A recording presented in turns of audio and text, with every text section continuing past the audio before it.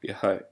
My name is Cameron Nazir, and this week's topic I have chosen for the assignment is compare and contrast an algorithmic and convolution reverb. Demonstrate the difference and the important features in both type of reverb. So the first kind of reverb plugins is convolution reverb.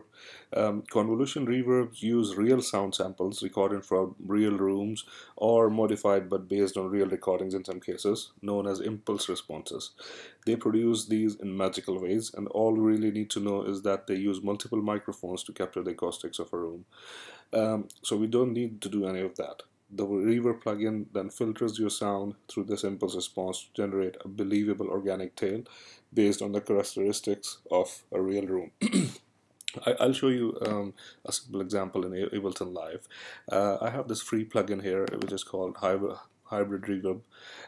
It's a free plugin, and I've added the guitar sound which Loden provided in his resources. I'll first play it without the reverb. Sorry, this is without the reverb.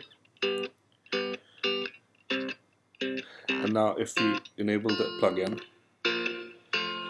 so right now you can see we have selected Hall 1, Damp 1 and 1 meter in front. This is basically, these are the settings from where the sound response has been recorded. We can change it and it will give us different kind of reverbs. We can also change the preset selectors from front, rear, music or speech. So with every change there is a different sound sample, and you can see here that how the sound is progressing through the time.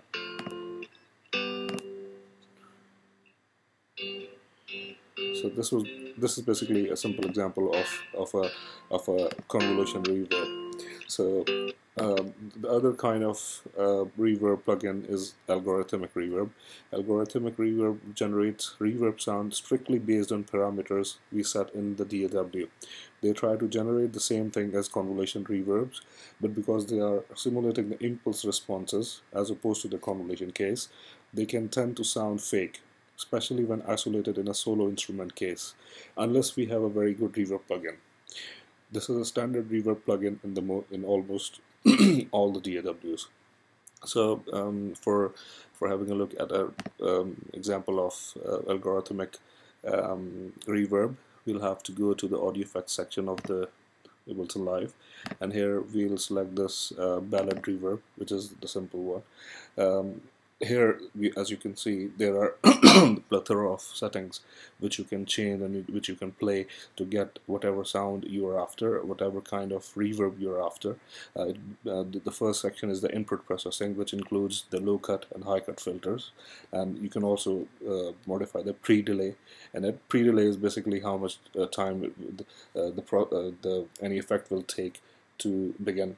And the second one is early reflections. Early reflections are basically the first sound you hear after the effects have been applied on it. You can also change the spin section wherever you want. If you'll take it to the top right corner, it would be the maximum, and it will give you a weird kind of sound. The global quality is the heart of this plugin. You can change what kind of reverb quality you want, high, mid, or echo.